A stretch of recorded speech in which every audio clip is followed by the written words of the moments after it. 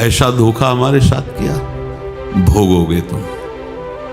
ये जो निकलता है ना भोगोगे, ये अकाट्य होता है। क्योंकि किसी का भी हृदय, मान लो किसी भी जीव जंतु को आप कष्ट दें और उसका हृदय आह भर जाए, तो वो आह वज्र की लेख है, तुम्हें भोगना पड़ेगा। वो आह किसी की ना लेना जिंदगी। कोई ऐसा कोई आह भर करके कह दिया तुम समर्थ हो, हम तो कुछ कर नहीं सकते, और अंदर से दुखी, फिर तुम्हारी सामर्थ्य काम नहीं करेगी, मिट्टी में मिला देगी। ऐसा नहीं कि आप जो कर रहे हैं कोई देख नहीं रहा, कोई हिसाब किताब नहीं, जो कर रहे हैं अवश्य में भोक्तव्यम, बहुत सावधान।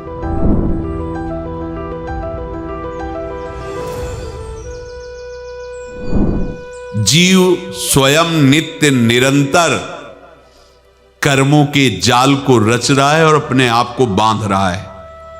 आपको मुक्त होना है, बंधना नहीं है। जीव का जन्म कर्मों के अनुबंध से होता है, कर्मों के बंधन से होता है, और उसको अपना ऋण चुकाना होता है। कर्मानुबंध ये बहुत सूक्ष्म विषय है। जैसे आप जिस परिवार में जन्म लिए हैं, तो उस परिवार के लोगों से आपका ऋण है, इसलिए उसी परिवार में आप आए हैं। और ऋणानुबंध, उसको बिना चुकाए या बिना वसूल किए आप वहां से जाएंगे नहीं। आपको लेना है तो वसूल करना है, और देना है तो चुकाना है। ये पूर्व के जन्मों से निश्चित किया गया है। जैसे किसी के यहां पुत्र हुआ, जन्म से ही पैसा खर्चा शुरू हुआ, जो बड़ा हुआ तो उद्दंडता के द्वारा मार पूरे परिवार को क्लेश पर क्लेश देता चला जा रहा है। ये तुम्हारे कर्म का फल है। या ऐसे शक्तिहीन बुद्धिहीन ऐसे पागल पूरे जीवन सेवा करो, तुमसे अपना हिसाब चुकाने के लिए वो आया है। अब परिवार के जो सदस्य जुड़े आके, मतलब पत्नी आते ही पूरी हृदय में आनंद, परिवार में आनंद, और जीवन भर वो आनंद ही सुख देने के लिए उसका जन्म हुआ। वो अपना ऋणानुबंध मुक्त, और आते ही भयंकर क्लेश खड़ा कर दिया, बीच में दीवाल और झगड़ा वैसा, फिर अतरे दिन मारपीट शुरू, कलह अशांति, पूरा जीवन नरक हिसाब करने आए। यहां ऋण चुकाए बिना कोई जा नहीं सकता, ऋण चुकाना पड़ेगा। किसी का ऋण वसूल करना है तो किसी को ऋण चुकाना है, दोनों काम करने होते हैं। अनेक जन्मों में अनेक लोगों के साथ हमने जो बर्ताव किए हैं, अच्छे या बुरे, वो होंगे। अब किसी आदमी को हम जानते नहीं, अचानक मिला, अचानक टक्कर लगा और मार पीट गाली गुप्ता सब कर दिया, चुपचाप सह लो। क्यों? ये आपका हिसाब है, पूर्व का हिसाब। हमारा उससे कोई द्वेष नहीं, कोई संकल्प नहीं। अचानक घटना घटी और हमसे द्वेष करने लगा, हमें पीटने लगा, हमें गालियां दे, ये हिसाब है, चुपचाप सह जाओ। अपने घर का भाई ही भारी दुश्मन बन गया और क्लेश दे, हिसाब है। एक प्रभुदत्त ब्रह्मचारी जी की वाणी में पढ़ा था, एक महात्मा जी भ्रमण करते थे, तो उस समय असरफियां चलती थी, मोहरे असरफियां, तो उनको भेंट में देते लोग। तो या तो ठाकुर सेवा में लगे तत्काल, या संत सेवा में तत्काल लगे, उसका संग्रह करके डोलना ये ठीक नहीं है। बैरागी के लिए सिद्धांत में ये ठीक नहीं है। तो जब 2, 4, 6, 8 ऐसे मोहरे हुई, तो उन्होंने विचार किया कि और भ्रमण करके जब काफी मोहरे हो जाएंगी तो प्रयागराज में जब कुंभ पड़ता है, एक बार पूरे सब अखाड़े के संतों को, अलग अलग संप्रदाय सब संतों को बुलाएंगे और सबको पवाएंगे। अब साधु है तो यही विचार करेगा, और क्या विचार करेगा। तो उन्होंने एक ऐसे डंडा बनवाया, बेंत, जो ऊपर से चूड़ीदार और भीतर पोला, और मोहरे उसमें डालते गए। और भ्रमण, जहां जहां श्रद्धालु भगत थे सबके यहां जाना और इच्छा रखना कि एक मोहर तो दे दे दक्षिणा में। कामना कोई भी हो वो बांधती ही है, ध्यान रखना। इसीलिए प्रभु जो चाहे वो करे, अपनी चाह नहीं रखनी चाहिए, अपनी चाह प्रभु की चाह में मिला देनी चाहिए। धीरे धीरे वो छड़ी भर गई। भ्रमण करने वाले महात्मा चूड़ी लगाई, इंतजार करते रहे। जब प्रयाग का कुंभ पड़ा तो चले। तो रास्ते में एक गांव में पूछा जाता है, जैसे कहीं रुको कि कोई श्रद्धालु ऐसा है जो संत सेवी है। तो कुछ लोगों ने बताया हाँ एक परिवार है बहुत संत सेवी है और आपको मिलाते हैं उनसे। आइए महाराज, घर में रुका, खूब अच्छा हलवा पूड़ी पवाया और जो घर के मालिक थे चरण दबाए। चरण दबाते दबाते उनकी दृष्टि पड़ी उस डंडे पे, इतना मोटा और ऊपर से कुछ चूड़ी सी भी नजर आ रही। इस डंडे में तो कोई रहस्य है ही है। अब महात्मा जी को खवा पिला के सुला दिया। महात्मा जी जब सो गए तो पत्नी से धीरे से कहा वो डंडा लाओ बाबा जी का। डंडा वो चूड़ीदार जो ही खोला पलटाया तो सैकड़ों मोहरे। ऐसे संत रोज पधारे भगवान, तुम आनंद हो जाए फिर क्या। पत्नी से कहा नाप के कंकड़ लाओ। वो तो महात्मा जी तो खाए खीर पूड़ी, आराम से सो रहे। रात में पूरी प्लानिंग करके उसमें कंकड़ भर के चूड़ी लगाकर सिराने रख दिया, सारी मोहरें हटा ली। महात्मा जी आराम से छड़ी उठाए तो वजन पक्का। वैसे बड़े लोग चतुर होते हैं पर ये नहीं जानते कि कर्म कितना भयानक होता है। और उनकी कोई संतान नहीं थी पर धन में इतना प्रेम उनको था। बहुत सावधान। साधु महात्माओं के पास जो अर्थ है, गृहस्थी अगर आता वहीं से है, पर अगर उसको जोर जबरदस्ती या किसी छल कपट से, तो वो उसका विनाश ही करता है। आज तक का प्रमाण है। अब उनको ये भाव पता नहीं होगा, या पता होगा तो लोभ के कारण वो उसको मान नहीं पाए होंगे। महात्मा जी गए प्रयाग में, किसी अखाड़े पर रुके और वहां प्रार्थना की कि कल जो है संपूर्ण अखाड़ों का निमंत्रण किया जाए और सब संतों को भोग पवाया जाए और उनको दक्षिणा भी दी जाए। महंत ने सोचा कि बहुत बड़ा है तो उत्सव है, क्योंकि प्रयाग में कितने हजारों संत महात्मा सब। तो उनका महाराज बोरों इसमें चीनी और टीनों घी लगेगा, सब व्यवस्था। बोले आप मंगाइए, एक एक हिसाब हम करेंगे, हमारे पास सब व्यवस्था है। बोले कुछ तो पहले दे दो, वो इकट्ठे देंगे हम। उनको था कि अगर हम छड़ी खोला और दो चार मोहरे दी, किसी को पता लग गया तो गड़बड़ हो सकती। बोले हम भंडारे के समय आखिरी में सब कुछ आपको दे देंगे। ठीक।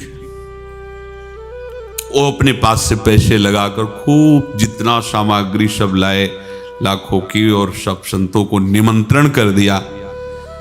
संत जन निमंत्रित हो गए, भंडारा बन रहा है। तब वहां के महंत है और उनका देखो भंडारा भी बन रहा है, संतों को निमंत्रण।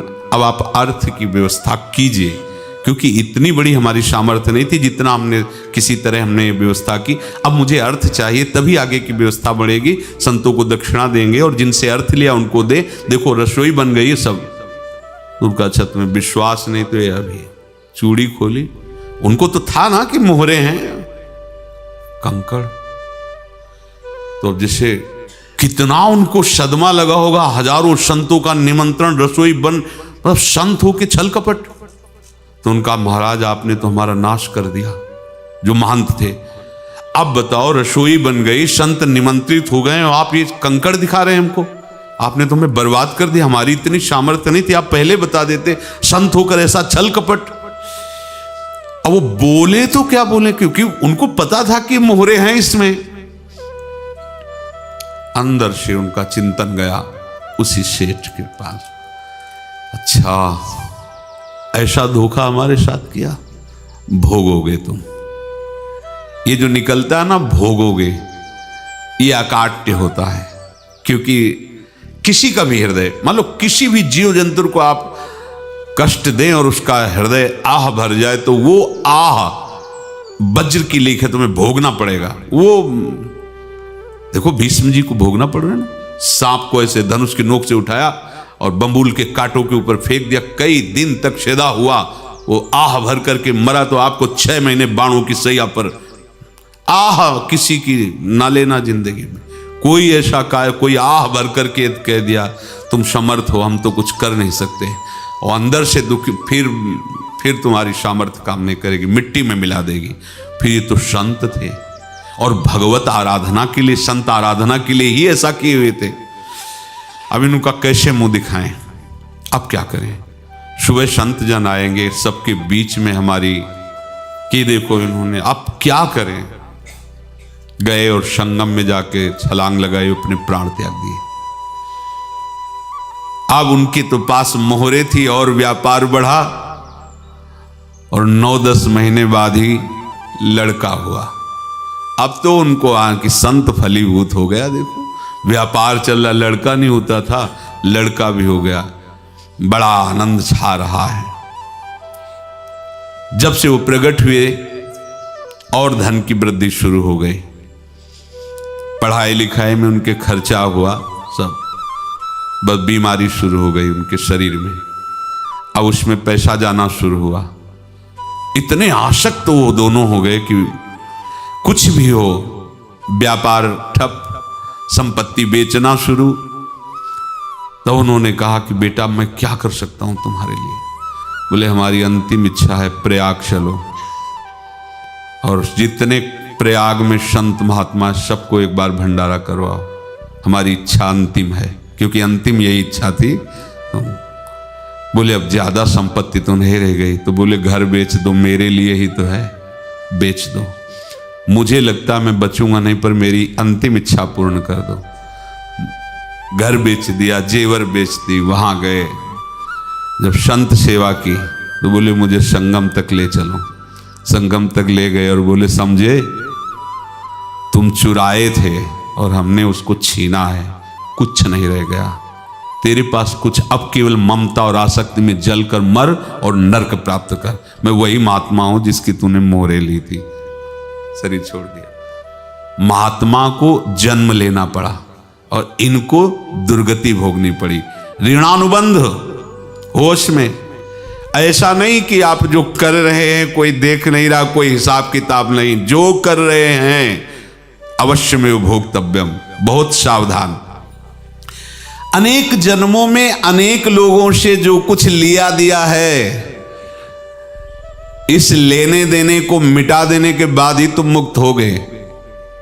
इसीलिए एक उपाय है, लेना न देना मगन रहना। क्या मालिक को समर्पित हो जाओ, मालिक को अपना माना हुआ समर्पित कर दो, खत्म।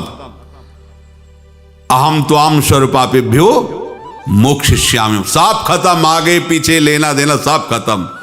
एकादश स्कंद में भगवान श्री कृष्णचंद्र जी ने कहा जो मेरे चरणों का आश्रय लेकर भक्त मेरा भक्ति करता है, उसके पितृ ऋण, मातृ ऋण, देव ऋण, ऋषि ऋण, सब ऋणों से मैं मुक्त कर देता। बस यही एक उपाय है